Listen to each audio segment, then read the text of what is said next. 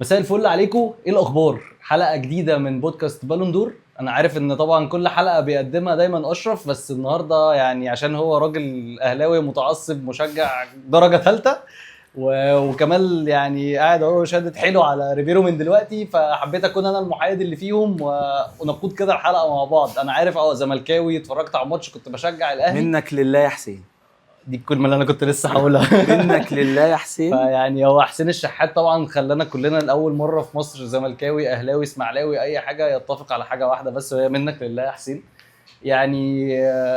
يعني الاول طبعا برحب بكمال وبرحب باشرف بما ان اخدت منك المايك المره دي. اهلا بيك، يعني اهلا بيك يا عمر، ولازم تاخد المايك عشان انا النهارده مشجع اهلاوي محروق دمه، مش طايق نفسه بسبب اللي حصل في الماتش بشكل عام.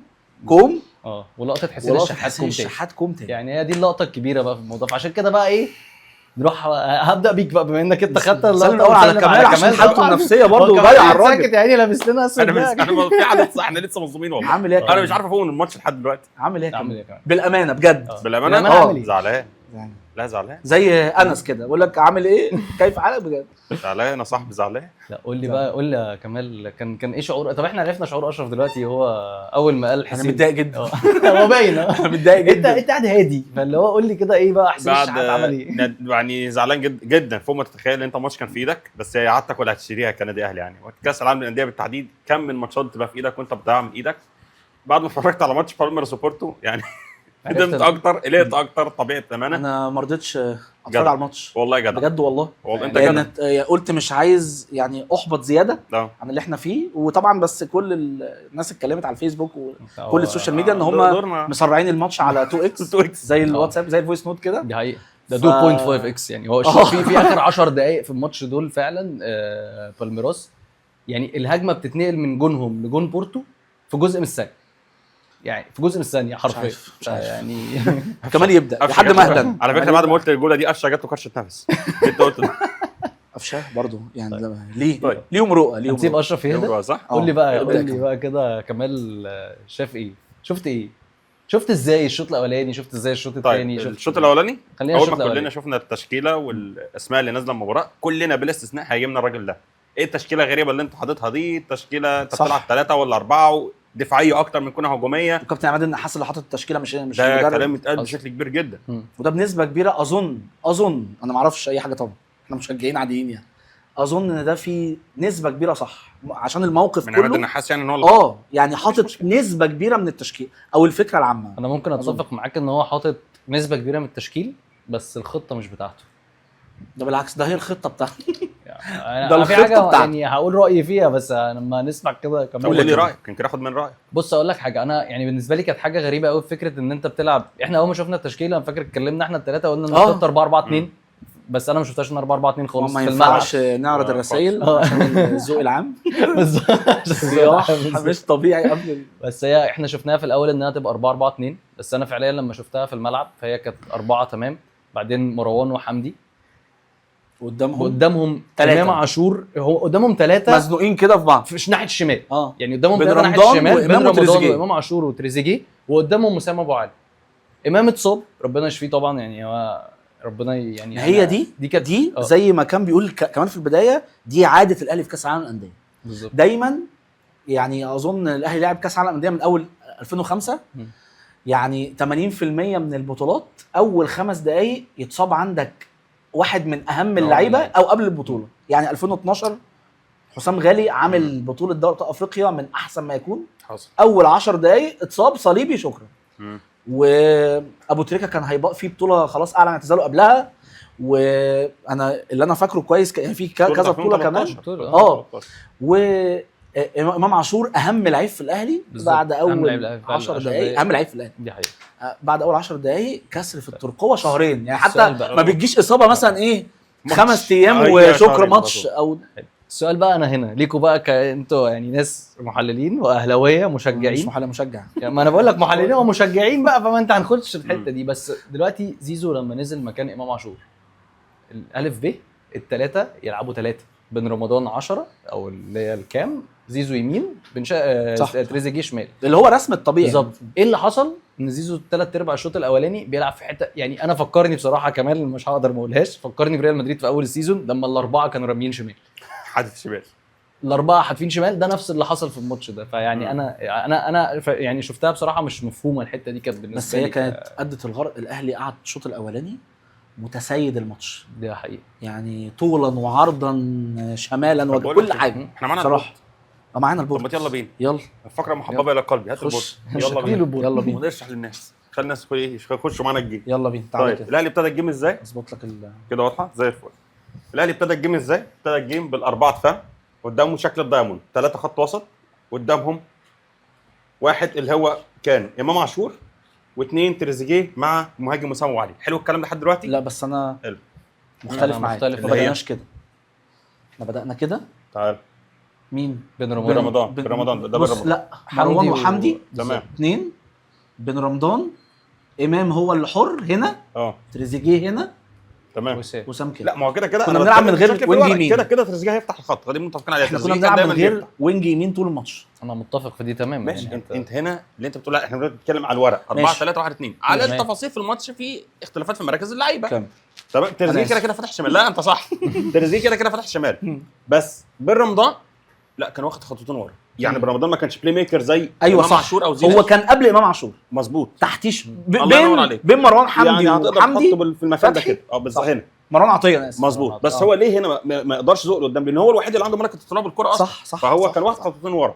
يبقى الاهلي ابتدى ال 4 3 1 2. طب خلينا نتفق، هو ليه لعب بال 4 3 1 2؟ ودي طريقه يمكن الاهلي ما لعبش بيها بقاله فتره طويله، عشان يقفل عمق بيقفل على بس. ميسي. الله ينور عليك. العمق. هو عارف خطوره انتر ميامي كلها جايه بوسكيتس من ثلاث وميسي. بوسكيتس ميسي بداية تمريرات يعني. العمق. مظبوط. تمريرات العمق اللي انت في ماتش باتشوكا ضربت منها بدل المره 3 في الشوط الاول. صح. فالراجل عمل ايه؟ لا يلدغ بهم من بحر مرتين. أيوة راح بس لعب بيت 4 دفاع مع ان الباكات مش بيزيدوا، وقدامي 3 خط وسط، 3 تقال هقفل لك منطقه العمق دي تماما. صح. تمام. كمان معاهم مين؟ لاعب امام عاشور او زيزو، حتى لما كان نزل زيزو لعب في نفس مكانه. أنا نفس دي مكان. بصراحة دي بقى كانت عشان دي نقطة. يحافظ على فكره ان انا قافل العمق تماما لانتر ميامي. طب هو حصل في الشوط الاول؟ حصلت. ميسي لوحده كان عليه رقابه ب3 لعيبه. هو ساعد طبعا دوت ان انتر ميامي ما فيهاش حد ثاني غير ميسي، لكن شغل مدير فني محترم ان هو قفل على ميسي بكوكا، وكمان كانت تلاقي ياسر ابراهيم بيطلع قابل معاه مع مروان عطيه. كان في عباره المثلث ده كده. ايه المهمه بتاعت المثلث ده؟ ميسي اول ما يستلم الكوره مثلا هنا في المنطقه دي يحصروه على طول. صح. وده حصل بشكل ممتاز جدا في الشوط الاول. طب اعتمادي على المرتدات هيكون عامل ازاي؟ هيكون ان انا عندي الاربعه لاعبي النادي الاهلي بيردوا وسط ملعبهم بالمنظر ده. صح. واول الكره ما بتتقطع انا بس بستنى انتر ميامي يدخل وسط الملعب عندي. اول ما يدخل بس ضغط شرس، قطع الكره، لمسه الثانيه لتريزيجيه انفراد، او لمسه الثانيه لوسام يطلع تريزيجيه. واللي ساعد كمان ان قلبين الدفاع المسافه بينهم شارع. حصل. دي حقيقة. وسام وامام عاشور الاثنين مظبوط. جالهم أول كميه كرة كور في العمق بالذات رهيبة. بالذات اللاعب اللي كان الباك اليمين بتاع انتر ميامي طاير والراجل بقى. اللي جنبه دول الاثنين دول. الحته دي تريزيجيه كان فيها عيش زي ما انت عايز تقول. وعمق الدفاع هي وعمق الدفاع انا معاك. بس هي الحته دي يمكن تريزيجيه راح منها وامام عاشور راح منها وسام ابو علي في الكره اللي هي الثانيه اللي مش اوفسايد اللي ضاعت راح منها. يعني هم الثلاثه راحوا من الحته اللي هي بين الباك اليمين مظبوط. والمدافع اللي ناحيته ده. فانت شوط اول ده يعني ده كده بشكل عام الشوط الاول. انت ازاي الاهلي كان بيطلع بالكره ازاي؟ بيرجع لورا يستنى يقطع الكره، اللمسه الثانيه مرتده. وبدافع ازاي؟ عارف ان الاهلي بيدافع ازاي؟ الاهلي عمل شوط اول ممتاز. ريفيرو بلع انتر ميامي وماسكرانو فنيا وتكتيكيا الشوط الاول. كل بقى كده البورد دي على جنب وناخدها واحده واحده بقى. احداث الشوط الاول عشان في احداث حلوه قوي. انا احدث بيها حسين. فاحداث الشوط احدث بيها حسين. بس قبل احداث الشوط الاولاني بصراحه انا في حاجه عايز اقولها عشان الراجل ده مش انا شايف ان هو مش واخد حقه. مين هو؟ مروان عطيه.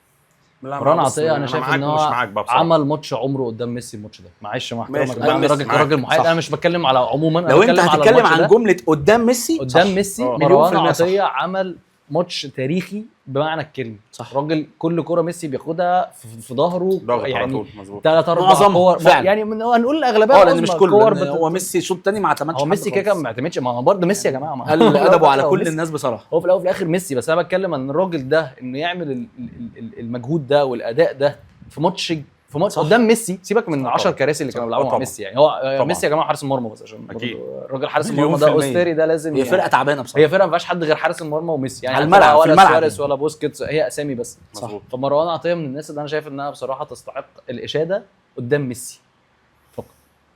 ولا ده طيب احنا وصلنا لحد انا بقى هاجي حته تضييع الفرص. وانا مش هتكلم معاك في الكلام المعتدل اللي اتقال في الاستوديوهات. البودكاست اللي لسه قايلين بالظبط كده الاهلي هيوصل. المهم يعمل ايه؟ الراجل ده قاعد هنا في نفس المكان وانا قاعد مكانك وقال انت هتوصل كتير، اهم حاجه ما تضيعش خالص. يعني الماتشات دي بتخلص على طيب. كده على انا بقى هاخد الموضوع ده من نظره ثانيه خالص.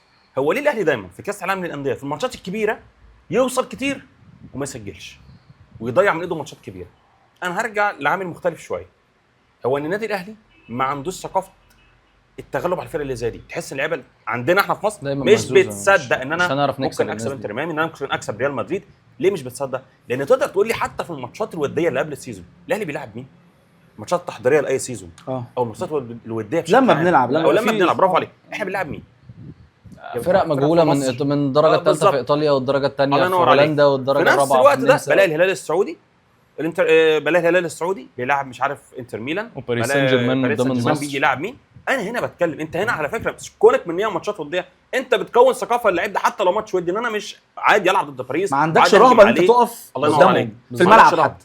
بالظبط كده. ماتشات وديه لعب فيها فرقه من البرازيل، عشان كده انا حتى لو كسبت ماتش ودي انا ما بقاش عندي الرهبه ان انا اكسب. بالظبط. لكن فكره ان انا دايما بلعب فرق على قدها وبعد كده لما اروح العب كاس عالم للانديه لا في رهبه. اللعيبه بتوصل تحس اللعيب بيوصل منطقه الجزاء بيتخض. طيب حمدي فتحي الكره في الستة ياردة في الركله الريحه الجون 7 متر شايطها في النص.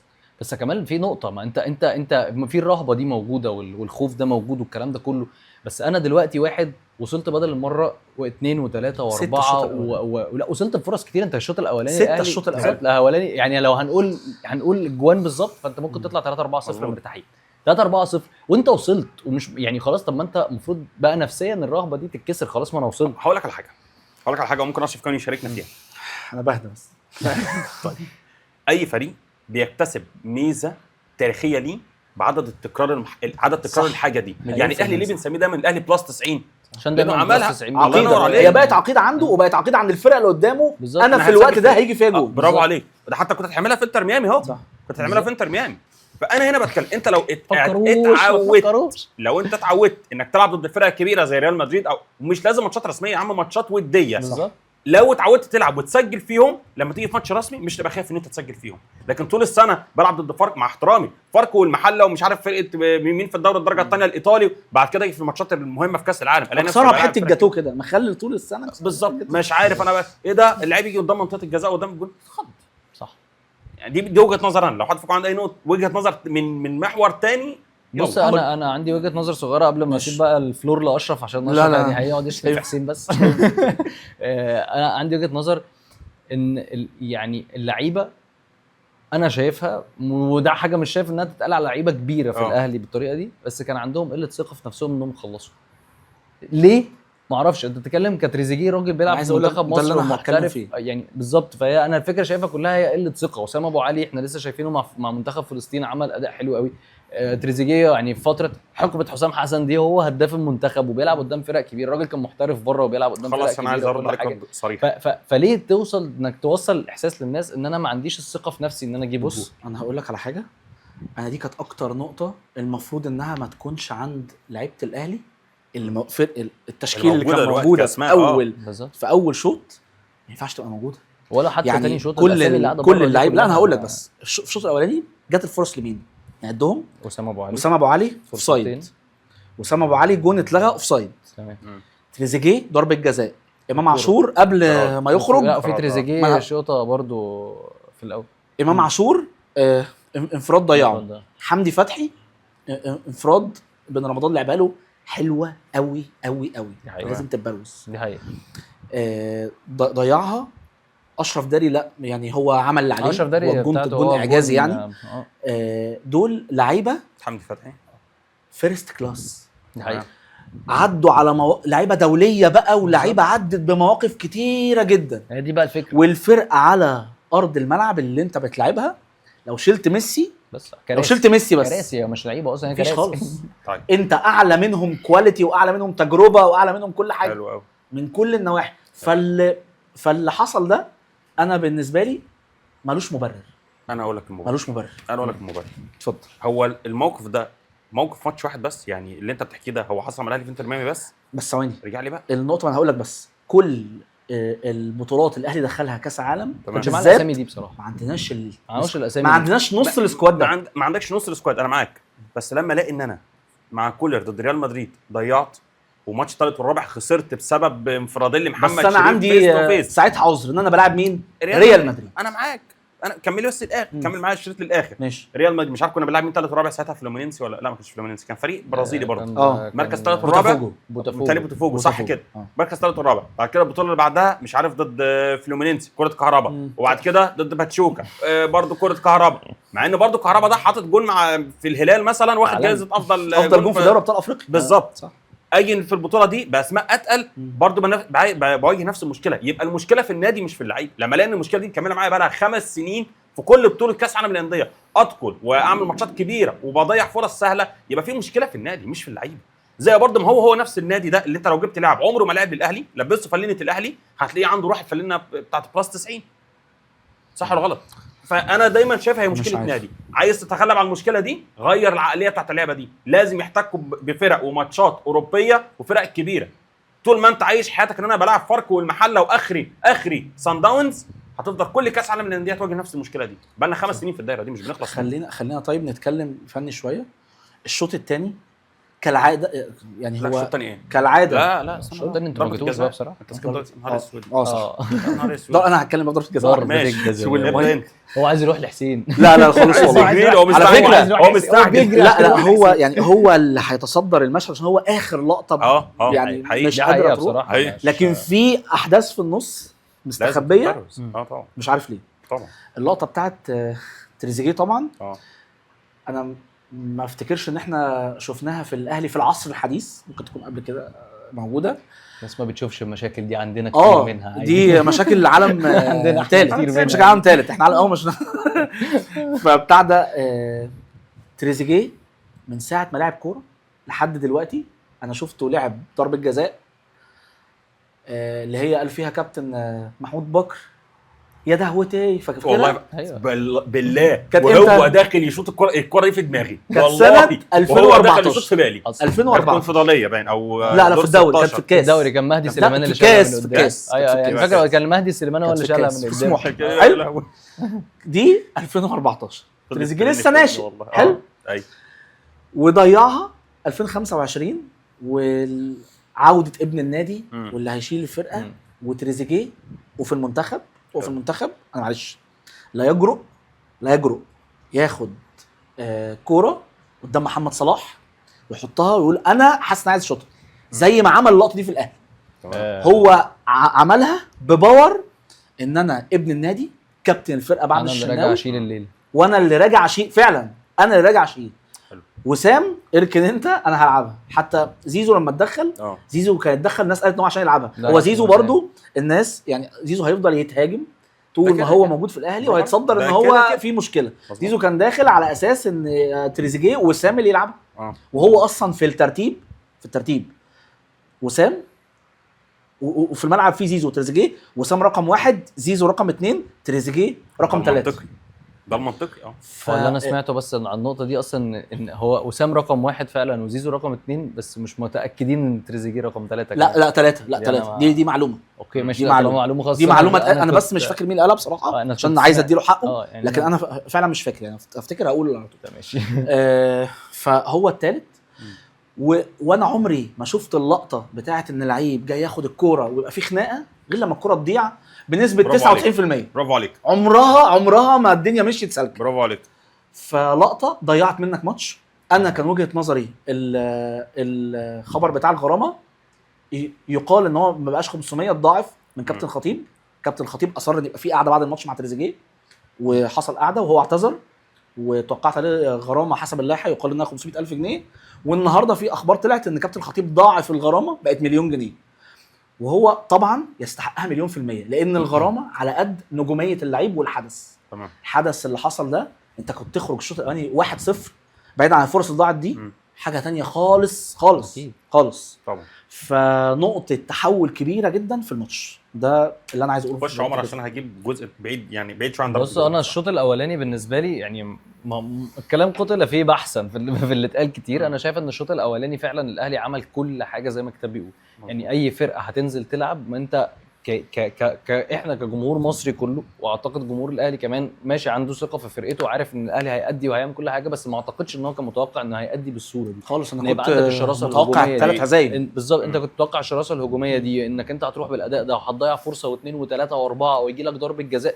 يعني احسن المتفائلين اهي اكتر المتفائلين ما كانش حاطط اكون صريح الموضوع. معاك، احنا اتفاجئنا بضعف انتر ميامي اكتر كمان. صح يعني صح. دي برافو انا كمان. دي حاجه انا مش هقول انا كنت متوقعها، ما اتفرجش على انتر ميامي كتير، بس يعني حاسس ان الفرقه هو ما فيهاش غير ميسي، فاللي هو ما حسناهمش هيبقوا بالضعف ده قدامنا. بالظبط عشان برضه في افتتاح كاس عالم. فانت فكره انك شوط اولاني ويبقى عندك الايدج ده كله وتبقى راكب بالركبه بالطريقه دي وفي الاخر تطلع، يعني معلش انا اسف، انت طلعت ملط من الشوط الاولاني انك تطلع 0-0. انت مش مغلوب، ده اقول لك على حاجه، 0-0 بعد ده الدقيقه 37 الاهلي اتحرم من طرد بتاع رقم 6 اللي غيره في بالظبط. الشوط ده خد انا شايف ان دي القلب الكره الثانيه انذار اكتر من الاولانيه اصلا. دي حقيقه.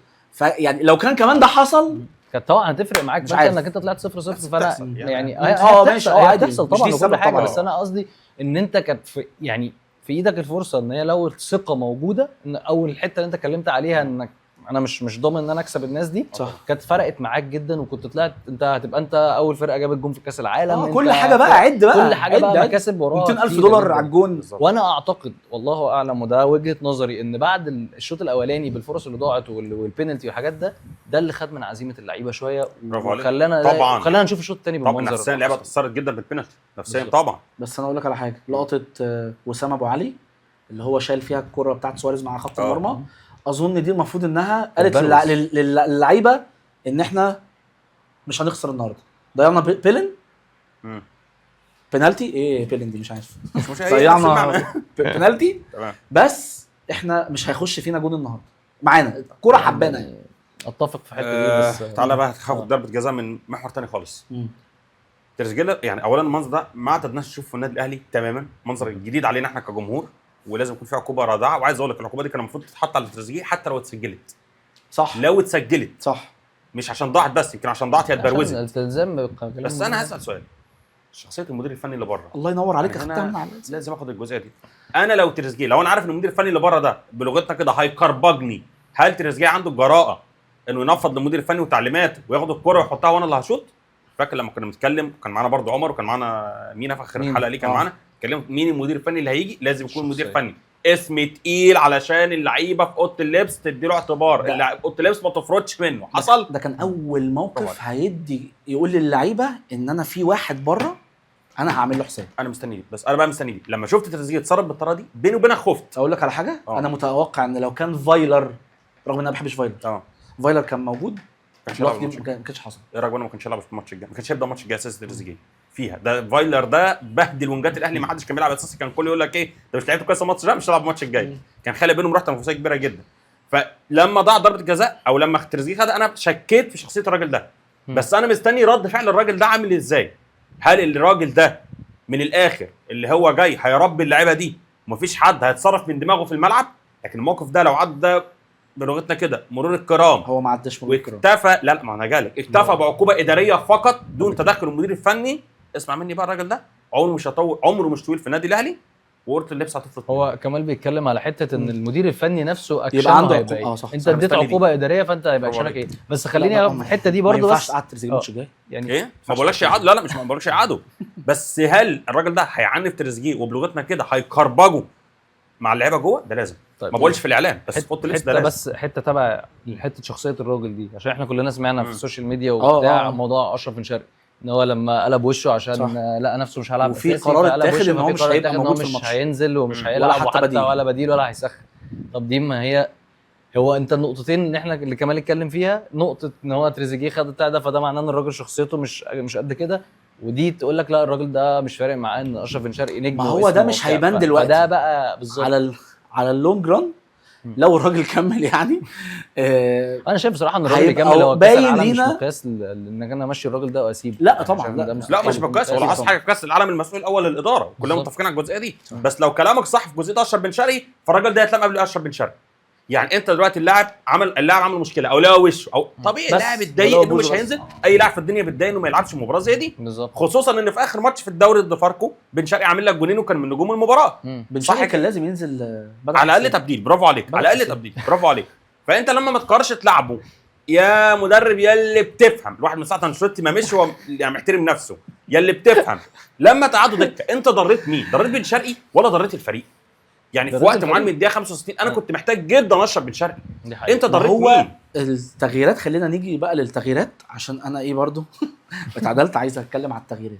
طب قبل التغييرات هو ليه الاهلي بقى وحش الشوط الثاني؟ عشان الجمهور ماشي الكوليكشن كامل النهارده. صح ما خلاص صح ابدا بقى.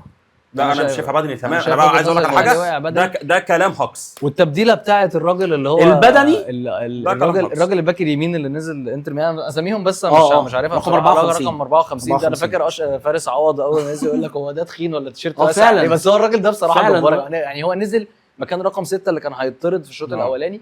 هو ده انا وجهه نظري ان دي التبديله بالظبط.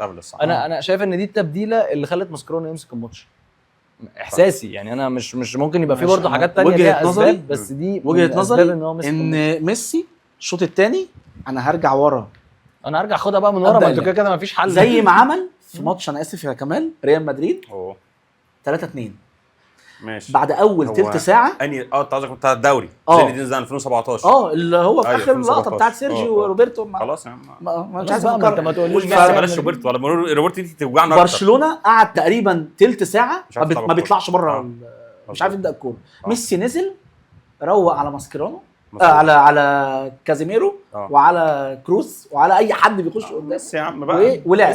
فهو الشوط الثاني ميسي بدل ما اللعب كان بيبدا عند بوسكيتس وبعد كده اللعب بيتدرج يعني لحد ما توصل لميسي. ده اللي كان حاصل في الشوط الاولاني. ميسي نزل تحت وهوريكم ميسي. ندي الماسكرانو حقه. ماسكرانو الشوط الاول عارف ماتش اهلي وباتشوكا عامل زي ريفيرو. الشوط الاول حاول يلعب ضغط على الاهلي وانا اللي معايا الكوره وانا اللي بتساعد وانا اللي بضغط. لما لاني الاهلي بيضغط شرس من منطقه جزاء او من منطقه ملعبه ويقطع الكوره باص الثاني بيضرب خط دفاع. الراجل عمل حركه بسيطه جدا الشوط الثاني. انا بقى اللي هرتد لورا يا اهلي ومش قابل غير من وسط ملعبي. وده اللي عمله. والاهلي ساعده ان هو كمان رجع. هو كده الاهلي ساعده عشان حاجه واحده. هو عارف ان الاهلي ما عندوش كويره. فانا لما انا اللي هلعب من وسط ملعبي ويكون عندك انت خط دفاعك لا يوجد تمرير او تراب الكوره او لا يوجد كسر الخطوط مع الشناوي كمان كحارس مرمى مش متميز فيها صح. مع وجود وسط ملعب زي حمدي فتحي مروان عطيه. فالاهلي الشوط الثاني حسه كان معاه الكوره لكن مش عارف اعمل بيها ايه. صح. مش عارف اطور الهجوم. الغريب كمان ان كان صراحة. بين رمضان اما كان بينزل عشان يستلم يحاول يحل لان كان دايما اللقطه اللي موجوده مروان عطيه بيستلم الكوره وظهره للملعب يا بتتقطع منه يا اما بيحصل مشكله. بين رمضان كان بينزل يبقى حل. محدش كان بيديله الكوره لسه على فكره. ودي نقطه مهمه ان اللعيب الجديد في الاهلي طالما مش يعني مش عارف متولف عليهم بيبقى عنده مشكله ان هو حتى لو اسم كبير اللعيبه تثق فيه في الملعب انها تديله. كمل كمان. فدي حته انا لازم ادي فيها حق ماسكرانو حقه. عرف يقرا الجيم عن خوسيه ريفيرو. هو تدارك مشاكله رجع لورا لان انت بتضرب في المساحات فانا هرجع لورا واقفل لك المساحات وخد الكوره وريني هتعرف تعمل بيها ايه. الاهلي الشوط الثاني نتيجه لده انت ما انتش عارف تطور الهجوم. ما المساحات اللي كنت بتضرب فيها ما بقتش موجوده. ما انت ميس باس عند مروان عطيه وحمدي فتحي كتر قوي الشوط الثاني. فهنا كفكر وتاكتكس مدير فني لا ماسكرانو تفوق. عشان يجي دور مين بقى اللي انت هتدخل عليه دلوقتي؟ تغييرات. لما تلاقي ان الجيم اتاخد منك بتبدا تبص على الدكه خش بقى التغييرات. مش محتاجه بص على الدكه. اول تغييرتين اغرب تغييرتين انا شفتهم. بص انا مش اغرب مع من اغرب التغييرات اللي انا شفتها. هو حسين بالنسبه لي رمضان لا هو بن رمضان يخرج بن رمضان وزيزو هو خرج بين رمضان وتريزيجيه. زيزو خرج متاخر شويه. زيزو خرج مع قفشه. لا زيزو خرج مع قفشه. زيزو خرج على الدقيقه 85 كان تريزيجيه كانت مع قفشه وجراديشور. زيزو وسام اللي خرجوا. حتى ده تريزيجيه هو الوينج اللي انت زي ما احنا كنا بنشرح الوينج اللي انت بتلعب عليه بالظبط. ما ينفعش يطلع. بن رمضان مقدم شوط عالمي. يعني انا توقعت ان اللي ممكن يطلع عشان يعني تريحه شويه وتنزل لحد عنده نفس حمدي ومروان. هتطلع مروان او حمدي لان حمدي كان مختفي تماما على فكره. تمام. حمدي كان مختفي تماما في حمدي فتحي خالص. مروان كان بيروح وبيخبط وبتقطع منه مره او بيجلي منه مره بس موجود يعني. حمدي فتحي كانش موجود خالص. حد فيهم يطلع وينزل ديانج. مظبوط. ديانج كان لازم ينزل. غير منطقي. روح يعني نفس جديد. وسط ملعب اتاخد منك فانت عشان تسترد وسط ملعب عندك دبابه زي ده بره ينزل يجيب لك وسط ملعب ثاني. انما ما خرجش بن رمضان ابدا. الوحيد اللي في الثلاثه اللي موجودين دلوقتي هو اللي يقدر يطلع بالكوره من الدفاع. حلقه الوصل اللي بيعرف ياخد الكوره من فدي كانت غريبه جدا. ولما حتى نزلت مين؟ محمد طاهر، جراديشور لا الاثنين الاولانيين. نزل طاهر وحسين وحسين. فتغييره انا ما فهمتهاش وحتى مش عارف هو ولا كابتن عماد النحاس السبب فيها يعني. انا هقول لك هو لما فكر ينزل طاهر مكان تريزيجيه هو اعتمد على نفس الفكره ان التريزيجيه هو الوينج السريع اللي انا بلعب له الكور في المساحات. فطاهر ايه الميزه اللي عنده؟ سريع. برافو عليك، هي السرعه. فهو اعتقد ان هم نفس البروفايل. مش دلوقتي، فرق امكانيات مش دلوقتي. انت ما انا بتكلم هو اعتمد ان هم نفس بروفايل لكن لا يمكن يكونوا نفس الامكانيات. ما تقارنش امكانيات او الاثنين سرعه لكن ما تقارنش امكانيات طاهر بتريزيجيه. صح. فهو دي الفكره اللي الواحد بيطبقها. طبعا الفكره فشلت. طبعا لما خرج بالرمضان انت حرفيا سلمت وسط ملعبك لانتر ميامي تسليم اهالي اكتر ما هو كان متسلم. فانت خلصت الجيم. انت تغييرت بالرمضان دي اتفضل يا باشا وسط الملعب اهو طبق متفضل. صح. مش عايز حاجه ثانيه. وطبعا ده يعني ماسكرانو ما كانش عشان كده ماسكرانو حتى من الدقيقه 75 هو تجرأ عليك. نزل الولد اللي اسمه فافا الاسمراني ده وهاجم عليك. هو تجرأ عليك لان هو بقى بس ما عندوش برضه عيان برضه فرقه فاضيه والله. هو عيان بس فكره المدير الفني بقى بيهاجمك ما بقاش خايف منك. انت بقى عملت ايه؟ نزلت مين؟ نزلت قفشه محمد مجدي قفشه اهم صانع العاب في تاريخ المجره مع جراديشار دي طبيعيه يعني. دي منطقيه عشان وسام كان لسه في المنتخب ويمكن انا كنت عايز ابقى بدري شويه. مظبوط. وسام بدا يتعب عشان كان لكن انا لما يعني بعد التغييره دي انا لقيت طاهر وقفشه وحسين وراهم مروان. وقف هنا بقى وحمدي. لما تقول لي ان انت بتلعب انتر ميامي بطاهر وقفشه وحسين عايز اقول لك بسم الله ما شاء الله ان الثلاثه دول بيغرقوني في الدوري ضد غزل المحله والمقاولين العرب. هو كان ناقص برا سوارش بالظبط يعني هو كانت ناقصه ان اللي يبقى اللاعب برا سوارش. فانا منزل دول انهم يعملوا لي حاجه في كاس العالم للانديه. انا اللي داني من ريفيرو ان انت يعني كان الكواليتي اللي عندك اللي هو تريزيجيه وبالرمضان وزيزو ووسام دول كواليتي عالي فارقينك عن خط دفاع انتر ميامي جدا. انت بايدك رحت قللت الكواليتي بقيت حرفيا حتى الكواليتي بتاعك اقل من انتر ميامي. خليت انتر ميامي كانت بقى كواليتي. انا كمدير فني ليه اقلل الكواليتي بتاع لعيبتي؟ ليه اعمل كده؟ دي كانت بصراحه تغييرات وريد جيم. لا هي انا اتمنى ان دي تكون استثناء. محمد مجدي قفشه عمل كميه ميس باس عظيمه. وفي لقطات في لقطتين في لقطه مش فاكر في الدقيقه كام و70 محمد مجدي قفشه يعني هو كان هنا. انا بس عشان الناس تبقى شايفه الاهلي كان بيهاجم كده. قفشه مع الكره هنا بالظبط هنا واقف 2 سنتر باكس بتوع انتر ميامي والباك ده طالع كده على قفشه وبالظبط واحد واقف هنا جراديشار والله انا فاكر الكره تتلعب له كده انفراد. انا فاكر الكره دي يعني كده عشان بس الناس تبقى شايفه الكره كانت مع قفشه كده. هو كان واقف هنا بالظبط. جراديشار فعلا واقف زي ما انا راصص كده بالظبط. اديله كده خلاص انفراد. انما الحركه المعتاده بتاعت قفشه اقف هنا لف حوالين نفسه وارجع باصي هنا وباصي هنا. لقطه ثانيه نفس الكره هو هنا محمد هاني طاير اول مره. محمد هاني عمره ما بيطير طاير. اديله ولوحده كده لوحده يعني كل الناس هنا اديله. لا انا مش هديله. انا هلاعب الناس على نفسي. ايوه بالظبط. محمد مجدي قفشه كان هيرفعها عادي. محمد مجدي قفشه بيلعب بشكل انتهى من الكوره وبيبقى عايز ينزل يثبت ان انا قفشه انا اللي بلاعب الناس وانا اللي هكسب والفرقه تلعب باسلوب لعبي انا. مشكله كبيره لازم الاهلي يتخلص منه باي شكل. لا ده في كتير لازم نخلص منه. القضيه على دماغي من فوق وبنحبها. في لعيبه لازم نخلص منها كتير. لكن انت الاهلي معلش ولا جاب لعيبه كويسه لكن ما تنساش انت عندك لعيبه سوري في الكلمه كسر لازم تمشي. صح. واخر حاجه على روفيرو اتمنى تكون ده استثناء واتمنى تكون المباراه دي انت مباراه خرج فيها التوفيق الشوط الثاني لان لو دي عقليه مدير فني مقتنع ان انا الشوط الثاني ابدي طاهر والشحات وقفشه على اشرف بن شرقي وان انا ما انزلش اليو ديانج وانا وسط ملعب بيتاخد مني فده مدير فني على الله حكايه. على الله. وانا اتمنى نكون غلطانين. لقطه بقى حسين نختم بقى بلقطه حسين الماتش ده يا حسين عشان نقفل علي يا حسين نقفل علي اللقطه دي. بتعمل ايه يا حسين؟ يعني كابتن اشرف محمود انا بسمع التعليق بتاعه من زمان عمري ما شفت الراجل متعصب كده غير كل الناس يعني. فانا هسمع منكم كل واحد شاف لقطه حسين الشحات دي. هو حسين كان بيفكر في ايه؟ انا هموت واعرف هو طمني الاول على ثواب صلاه الفجر، طمني عليه. لو راح اكيد اي حد ربنا يسامحني والله بجد، ربنا يسامحني يا جماعه. انا بالنسبه لي ان كانت اخر هجمه وانت حسين الشحات من نص الملعب بيجري لوحده، بعدين فجاه بقى احنا قدامه. في صوره هتتحط دلوقتي للكادر بتاع حسين الشحات وهو معاه الكوره ماشيه ازاي، عشان الناس برضو تبقى يعني اللي مش فاكر. اظن مع ان دي لقطه عمرها ما دي لقطه تتنسي. ما حدش هينساها. فانت فكره ان حسين بقى بيجري معاه قفشه ومعاه طاهر محمد طاهر ومعاه جراديشار بالظبط. قفشه جراديشار طاهر بالظبط، وكان في حد رابع كمان رايح من ناحيه هو وقفشه.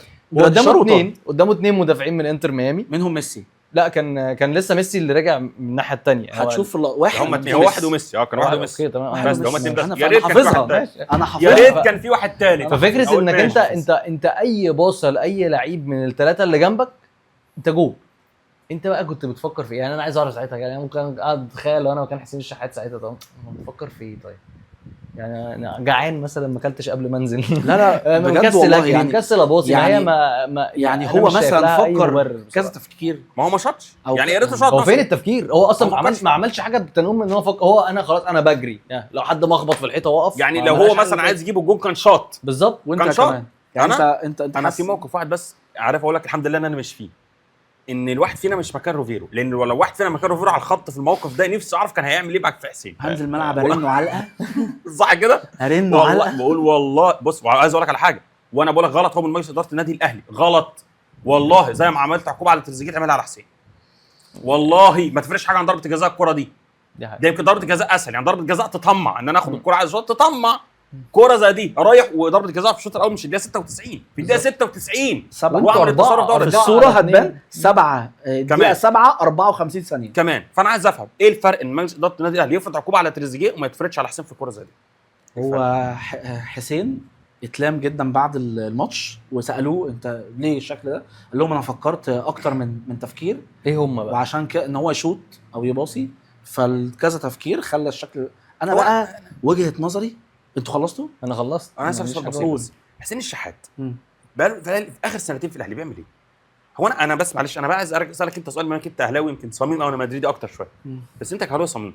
هو ليه في النادي الاهلي لاعب لازم لما يقعد، انا اسف في الكلمه، يبقى زي الفوطه بتاعه المطبخ اللي هو ما بقاش له لازمه تاني يوم ما فكر ابيعه؟ غير كده يعني اللاعب لو لسه في الروح انه يجري، لا هو موجود معاه مش هبيعه. ليه ما عندنا ده ريال مدريد بيضحي بكريستيانو وراموس واساطير الفريق. يلا يا ابني طب مش هتجدد بالسلام. انا ليه عنديش الثقافه دي؟ بيعمل ايه حسين بقاله سنتين عندي؟ عشان ما كانش في حد في مصر اعلى من حسين الفتره دي، وانت مش عارف تجيب حد اجنبي. ما جبناه خلاص، الاعلى منه جبناه، الاعلى منه جابوه خدوه. الاعلى منه جبناه، الاعلى منه جبناه. قعدنا دكه حسين برضه، واخد بالك؟ لا ده زيزو دايما المقارنه الاساسيه. احنا جبنا اثنين يا جدع، احنا جبنا الاثنين صحيح. احنا جبنا اثنين يا جدع. في مصر ما كانش في حد، وانت بره حاولت اكتر مره تجيب جناح اجنبي، كان البادجت بتبقى اعلى منك، مع ان اظن انت ممكن تدفع شويه زي ما دفعت في حسين $5 مليون. تتحداني ان حسين شحات اخر سنتين جاب 20 جول في الاهلي؟ لا بص اقول لك على حاجه برضه، عشان يعني مش عارف انا هقولها كده ازاي، بس عشان ما نبخسش حق حسين في السنتين اللي فاتوا. لا هو ما كانش بالسوق ده. في فترات كان بيبقى كويس وفي فترات بس انا عايز ارقام. انت بتقول ما فيش لاعب في مصر زيه في السنتين دول، فما عرفتش اجيب غيره. ما هو ما فيش حد عنده ارقام. انت ما كانش في حد زيه، يعني انت لو في حد اتكلم ما كانش في حد غير زيزو. انا بتكلم على اي نعم انت جبت زيزو دلوقتي، بس مين بيتكلم عادي لاعب زي مين اللي في مصر الوينجات اللي هي هو لازم اجيب. هو انت دورك، ما انت دورك. هو ما فيش، ما هو انت مش عارف تجيب حد بره. هو انا اليو ديانج ده لما رحت جبته كان حد يعرفه؟ ما هو ده دورك انت ما هو انا برضو هرجع وابص في الاخر. انت ما عندكش الاتهام كلها لمجلس الاداره، مجلس اداره النادي الاهلي. انا حسين الشحات بقاله سنتين في الاهلي مش مساهم ب 20 جول، دي فضيحه والله. ده وسام ابو علي الواد بسم الله ما شاء الله لما جه لعب 6 شهور جاب 20 جول في الدوري. حصل ولا لا؟ حصل. فانا هفضل لحد دلوقتي كمجلس اداره وجمهور اهلي ادفع ضريبه اللعبه دي لحد انا شايف انك نسيب مجلس الاداره دي لحد ما كاس العالم يخلص ونعمل له حلقه لوحده. بس عندي لقطه على حسين. انا اظن وجهه نظري ان حسين الشحات ده بناء على تصريحاته هو قبل الماتش اللقاء مع لما اتسال على الاسيست بتاع امام عاشور، قال انا ببقى حابب ان الناس تفتكرني بالاجوان الحلوه، اللقطات الحلوه. طب ما دي مش عايز هقول لك، بس هقول ماشي. هو ليه حسين الشحات عمل الاسيست الامام رغم ان الجون فاضي؟ هتلاقي بعد الماتش امام ما اتذكرش السكسي كله راح لحسين. حلو. حسين الشحات لو رجعنا لورا شويه مع التصريح بتاعه حسين اهم حاجه عنده الشخصيه. لا ان الجون اللي انا هيجي وانا مساهم فيه، على فكره هو مش فارق معايا يجيب جوان، ايوه بس انا لما هعمل اسيست يغطي على الجون، او أحط هجيب جول جون حلو. يبقى حديث الناس. هو قال كده، هو قال كده. كفك بقى كاس عالم السنه اللي فاتت قبلها معلش عملها في اليومينينسي، حط بوتافوجو. جون ضد الاتحاد، لا في اليومينينسي صح حط جون ضد الاتحاد ارتو حلو صح. يا حسين وكله يسقف له. المباراه الثانيه ضد فلومينينسي عملها 12 مره، عملها 12 مره. يا ابني العب يا ابني، تك تك تك انا هجيبها. هو هي مش قصه انانيه ان انا عايز اجيب الجول، انانيه دي عشان انا اللي اجيب الجول، لا انا عايز انا ابقى صاحب اللقطه، ان لقطه الهدف المساهمه بتاعتي فيها تبقى هي اللي غطت على كل الناس. انا بقول لك هو عايز يبقى انا صاحب اللقطه، يعني الجون ايا كان انا اللي جايبه ولا مش انا اللي جايبه، فانا ابقى صاحب لقطته. وكمان انا برضو قبل الماتش، يعني بعيدا عن قصه الناس كلها اتكلمت عن ان في لقاءات كتيره للعيبه وكان مهرجان، في كلام اتقال من حسين الشحات ما ينفعش يتقال قبل 4 ايام من كاس عالم انديه، اول كاس عالم انديه حقيقي يتلعب بالشكل ده. قال انا عايز، يعني انا لو انا تحت امر النادي واقعد في النادي عادي، بس لو اهلي مش عايزني مفيش مشكله، انا يعني حابب اصلا الفتره اللي جايه السنتين 3 اللي جايين يبقوا من غير ضغوط. ايه ده؟ يعني كريستيانو وجودك في وميسي الاهلي يعني الضغوطات هتفضل موجود تحت الضغوطات، يعني ده معناه ان انا بفكر ابقى كريستيانو وميسي. كريستيانو عنده 40 سنه وبيعيط بعد كل ماتش بيخسروا النصر، بيقعد يكلم في نفسه ويضرب في دماغه. وميسي لحد يعني الماتش ده يرد على حسين الشحات. ميسي في اللقطه بتاعتك نجم نجوم الكره من ساعه ما اتلعب، يدافع قدامك. هو ليه كمان؟ عشان هو ساعه الكورنر شاور لكل اللعيبه انتوا روحوا في ال 18 خشوا جوه عشان الكورنر. فلما الكوره اتردت ضرب السبرنت من ال 18 لل 18 وقفت معلمين بصراحه، يعني كان واقف بين قفشه وبين جراديشار ممر التمرير صح. بس هي في لحظه لو كانت اتلعبت لقفشه جون بالزبط. لو كانت اتلعبت لطاهر اللي هو ابعد واحد ورجعها لجراديشار او اداها لقفشه او اداها لي انا وانا بلعب في ورا الشاشه هحطها جون. بس حسين فكر في اللقطه اكتر من اي حاجه. برافو عليك. ميسي لو ما جريش من الكورنر لمنطقه جزاء عشان يلحق محدش هيلوم. لو ما جري كان حد هيلوم، محدش هيلوم صح كده، محدش هيلومه خالص. اقول لك على حاجه كمان معلش انا اسف. لا صح. حسين الشحات في الدقيقه 72 كان في فاول اتلعب للاهلي من ناحيه الشمال والكره اتردت. حسين الشحات كان نازل تقريبا بقاله 2-3 دقيقة تمام فريش وكل حاجه ومفيش حاجه. جراديشار راجع سبرنت عشان كان ورا ما كانش فيه غير 2-3. حسين الشحات انا في الكوره دي لولا احنا طبعا معناش حقوق اي حاجه. حسين الشحات بيتمشى حرفيا، دي حقيقه بيتمشى مش هرجع. عارف ليه؟ انا مش راجع. عارف ليه؟ عشان احنا هنفضل طول عمرنا نجيب اللعيب اللي حرفيا هو ما عندوش حاجه قدامه، واللعيب ما عملش اي حاجه لسه وبنعامله ان هم نجوم. هو اللاعب بالنسبه له لما بيلعب في النادي الاهلي انا وصلت للتوب، انا حققت كل احلامي، ما عندوش دافع ان انا عايز احقق حاجه. طيب ودي المشكله بتاعت حسين الشحات، هتفضل مشكله اللعيبه المصريه بشكل عام. سريعا انت بقى رساله للاعبي النادي الاهلي عشان كل واحد لا رساله معلش لاعبي النادي الاهلي من كل بعد ما نخلص الماتشين الجايين، بعد ما نخلص ماتش يعني شكل الاهلي قدام بالميراس. بعد انا امبارح تعمدت ما اتفرجش على الماتش بصراحه جدع. عشان ما يبقاش فيه احباط زياده. انا يا ريتني ما اتفرجتش لان انا بتفرج عادي يا جماعه. كل اللي اتقال ان الماتش كان فيه سرعه كبيره جدا جدا جدا جدا وفرقه يعني الاثنين بصراحه. بس انا بتكلم على بالميراس عشان هي الماتش اللي جاي يعني. فقول لنا كمان الشكل بتاع الاهلي ممكن يعاني قدام بالميراس. عندنا فرصه، انت لو كسبت ماتش واحد خلاص انت صعدت رسمي. انت محتاج لو يعني بامانه انت محتاج تثق بامكانياتك. اولا الاهلي عنده فرقه قويه جدا وشفنا الاهلي لما بيقرر يهاجم بيقدر يعور، ده اكيد. لكن بالميراس فريق قوي جدا في الهجوم فريق هجوميا قوي جدا. عندك ستيفانو لاعب المنتخب الحديثه لتشيلسي، فيتور روكي لاعب 34 مليون. كابتن مدحت شلبي 4 طول الماتش. اي لعيب ده رايح تشيلسي في اخر السنه ب 34 مليون. اي لعيب صح، اي لعيب والله مش شرط ستيفانو فيتور روكي. فرقه سريعه جدا جدا ده مش بالميراس السنتين اللي فاتوا. لو فريق المعدل الاهلي لما لعبهم كان اعمار سنيه عاليه جدا. ده دلوقتي 21 سنه او 22 سنه يعني. ستافيو ده 18 سنه، روكي تقريبا 20 سنه لعبوا كلها. فيتور روكي كان بتاع برشلونه. فالفرقه بدنيا ما فيش حد يعتبر معدي ال 30 غير حارس المرمى ايفرتون بس كده، وده لعبناه قبل كده. عارفه. برافو علينا، لعبناه كتير. حارس مرمى برضه ممتاز جدا. فريق ماتش هيبقى سريع جدا. تلعب معاه ازاي؟ محتاج انك تلعب بدني بشكل كبير.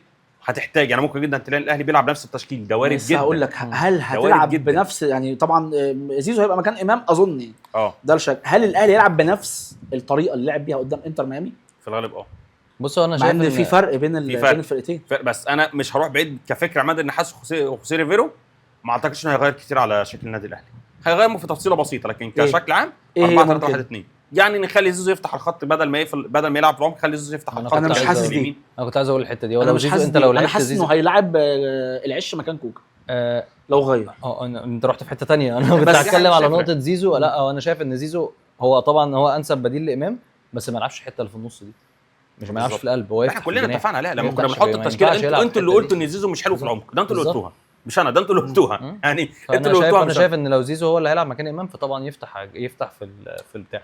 انا بقى هتبقى انا طبيعيه يعني. او انا هتبقى شايف شغل بصراحه طبيعي. حاجه تانية وممكن ناس كتير ما تتفقش معايا وانتوا منهم، بس الماتش ده عشان تواجه سرعات الناس دي انت محتاج تلعب بثلاثه وسط توي. انا شايف ان ديانج ينزل فده مكان لسه هقول لك ممكن ليه يفكر يلعب بديانج وحمدي وحمدي ومروان أنا قدامه كنت- قدامه أنا- الواد بين رمضان رمضان وتريزيجيه. مع تريزيجيه انا كنت شايف وأسامة ان ده هيبقى انا وجهه نظري ان مكان ديانج مين طيب؟ انسب تبديل مكان امام عاشور.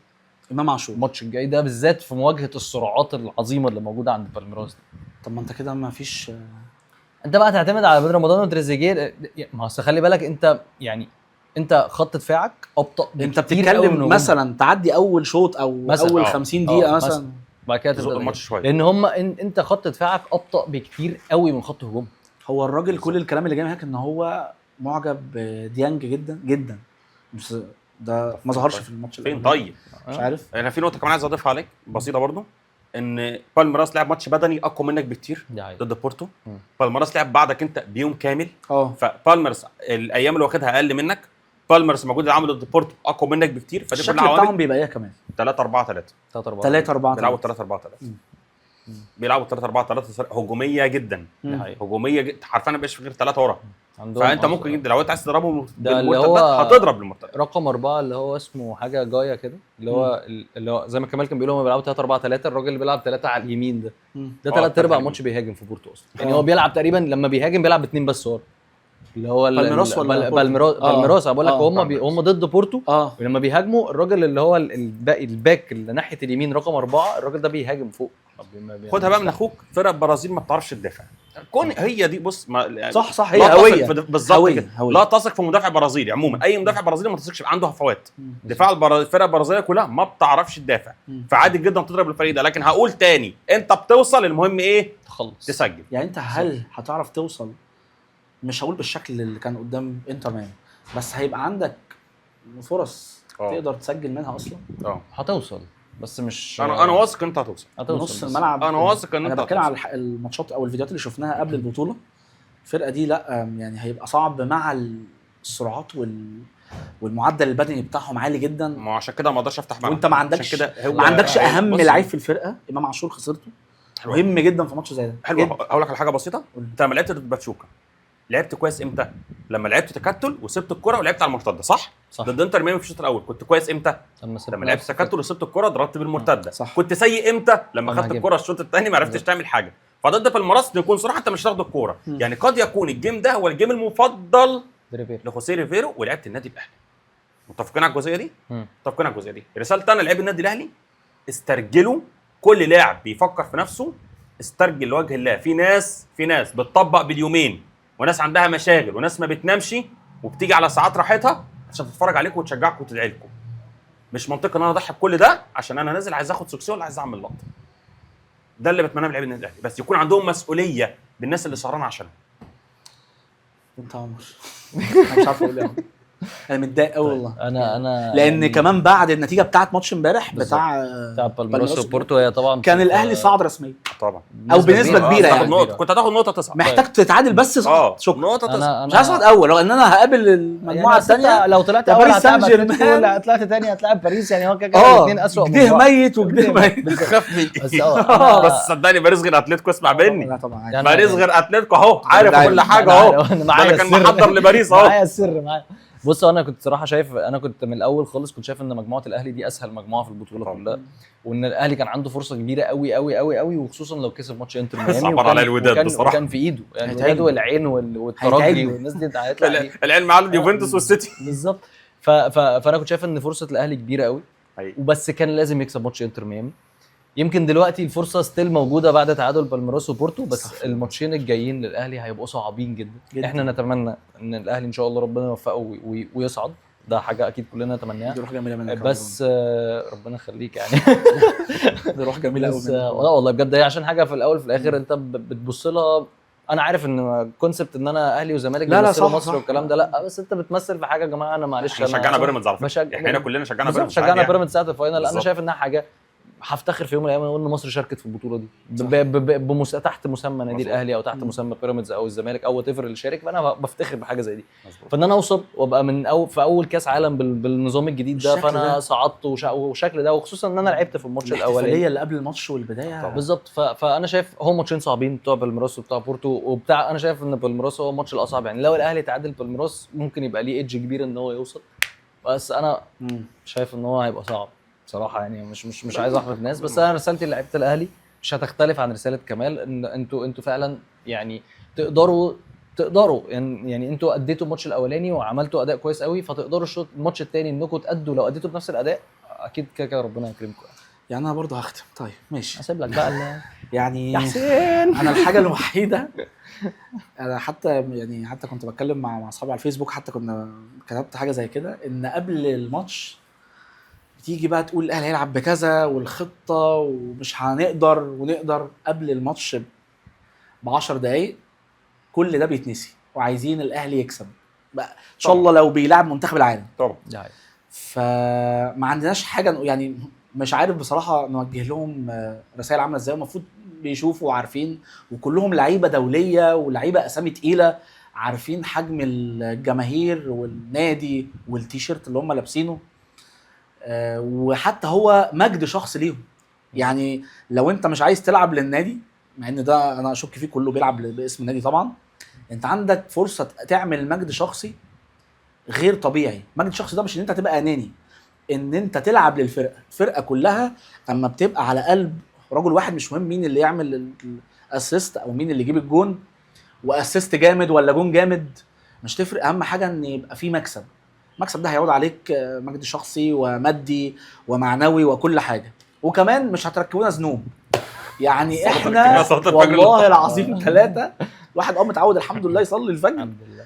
المره دي يعني ما قدرناش والله. سيناريو كل كاس عالم، بس المره دي كانت صعبه قوي يعني. فربنا يكرم الاهلي ان شاء الله الماتش اللي جاي، ونصور الماتش يعني الحلقه اللي جايه، ويكون الاهلي كسبان. يعني الاهلي دايما شفنا معاه المعجزات زي ما الجمهور بيغني في المدرجات.